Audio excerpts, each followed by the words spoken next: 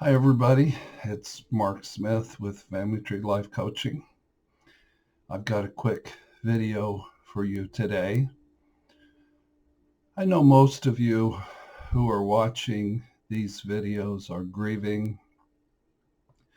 You've been through the loss of a relationship. Some of you have been through narcissistic abuse. Some of you haven't been watching the videos because they seem geared toward those people. But I want to give you hope. And so 6, 7 weeks ago, um, there was a breakup in a woman who I just adore. And it did break my heart. And it was a continuation of a pattern in my life of picking women who are capable of pretty abrupt abandonment. But oddly enough, surprisingly enough, we're back together. And I'm about happy as could be about that.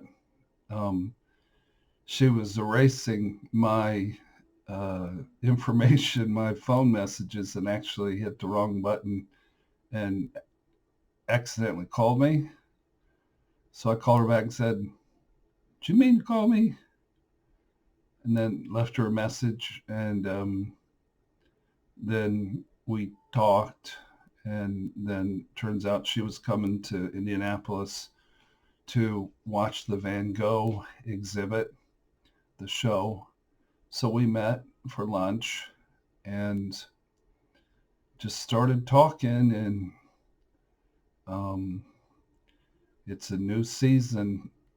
Winter is arriving, it's coming. We're in the fall, but it's a new season in my relationship. But I'll still be making these videos about broken people, dating broken people. I know that I'm not out of the woods yet, that I could get the pink slip next week. First of all, I want to say that many of you really shouldn't want your partner back. If they are narcissist or unable to do therapy or abusive or seriously have an addiction, you'd probably be better off not winning them back. You might need to get run over by a few more trucks from them to work on yourself. So do whatever. But in this case, the beauty of it is the biggest wound that I have is very primitive abandonment wounds that go back to my infancy, and a female figure, my mother, being pretty ruthlessly abandoning. And the cool thing about my current relationship is she always comes back.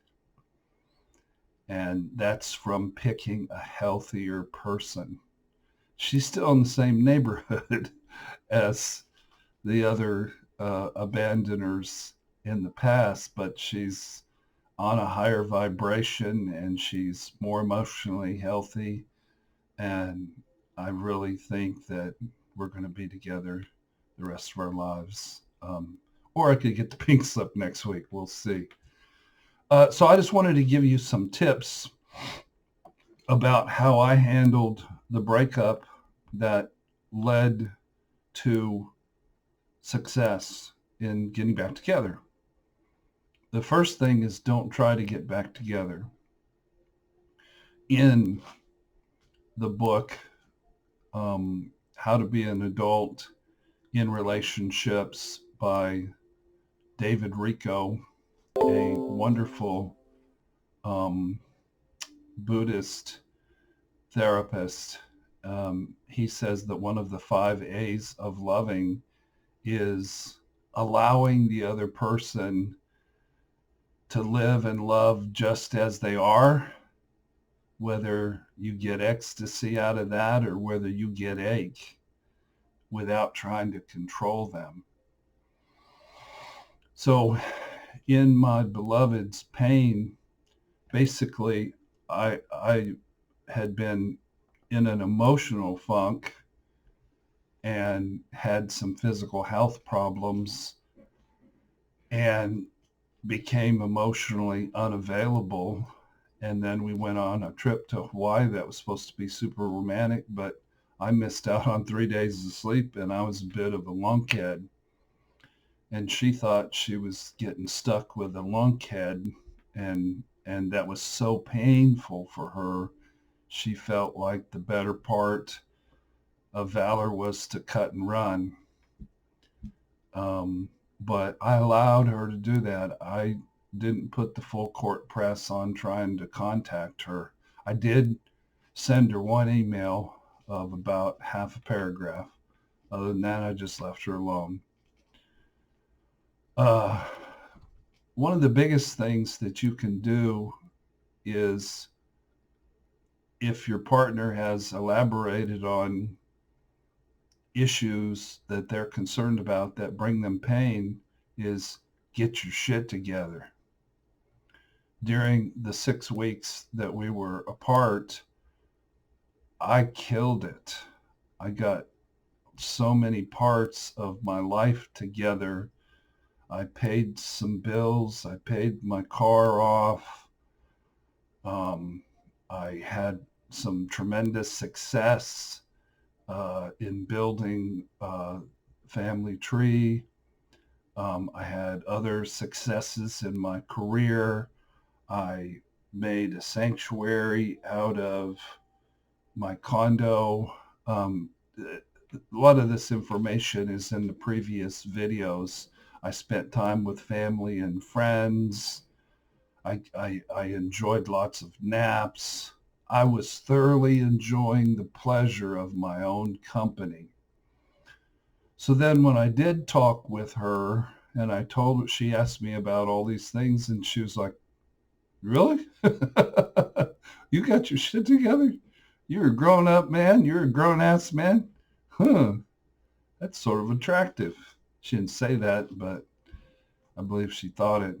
So another thing I would encourage you to do, I hope that you all have faith in God. Um, I'd be praying. I would pray, Lord, open that woman's eyes. She blind. She making a big mistake. She won the lottery and she don't know it. Lord, speak to her. And what I found out was she had begun a program of self-care where she'd get up every morning at 5 o'clock, go to the gym and swim for an hour and a half, I believe. And then she would get out of the pool and there was this church she would stop at. And she was the only one in a fairly large church, beautiful sanctuary. And it was just that, a sanctuary. And she would meditate and pray. I'm sure she was, Lord, speak to that lunkhead and may he be happy, because she had let go of me, but I was praying her back in. But the main thing you can do is get healthy and happy yourself without being in a relationship. I was just as happy outside of the relationship than I was inside. In fact, since we were moving into some emotional cutoff and moving into some conflict, I was actually happier without the relationship during that 6 weeks. Now I was profoundly sad. I was brokenhearted. I was shocked. Um, but I wasn't devastated. I wasn't destroyed because I had me. I had a strong sense of self. I had my friends. I had my family. I had the Lord. I had my work, and my work was just wonderful. I had my new hobby of making videos. Um, Another thing that helps is having a great deal of self-awareness and ability to hear your partner and have humility. We had a long text message conversation of about 4 hours where we really hashed some things out. And I sat down, just spontaneously sat down, didn't do it for her, didn't do it to impress her. Um, but I was disturbed about, I made a list of 20 things that she had pointed out that was my business, my stuff, my issues, being oblivious, pulling into myself, um, being self-centered at times, various other things. I'm not going to tell you everything on the list. And I wrote them all down, and then I wrote her a letter and said, I'm just so sorry that these things harmed you and caused you pain. And I am deeply committed to fiercely working on each one of those issues because I want to be a grown-ass man, stand on my own 2 feet. I want to be triumphant in the last quarter of my life, whether I'm being triumphant with you or whether I'm being triumphant by myself. And I made amends, and I apologized very deeply. And I texted that off to her, and she read it, and it really touched her. I wasn't trying to get her back. I was just being me. I was just doing my recovery work. During this breakup time, I had a total of 4 therapists and a guy who stretches me, who might as well be a therapist, and a massage therapist. I had a team of professionals. I see a psychiatric nurse from time to time and get medication. Have lots of caring friends. Takes a village to raise a broken person who's dating broken people. So I did lots of really effective therapy. I enjoyed my free time. All of a sudden, Saturday night, Friday night, all day Saturday. Now Sunday I was watching football and playing basketball. But Friday night and Saturday, I didn't have nothing to do at all. Not a thing. And I would make a video. I would maybe watch a movie. I would maybe get myself organized. I just practiced self-care. I took a lot of naps, which was amazing. And I hope to continue that practice. My sweetheart picked up swimming again, which was a passion of hers. I picked up making videos again.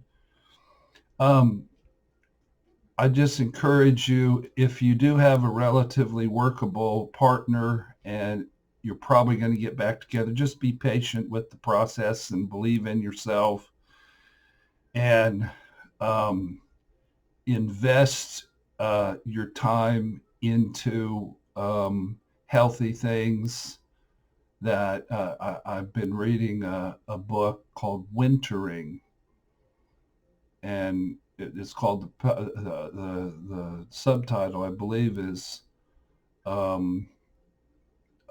basically the healing power of rest. And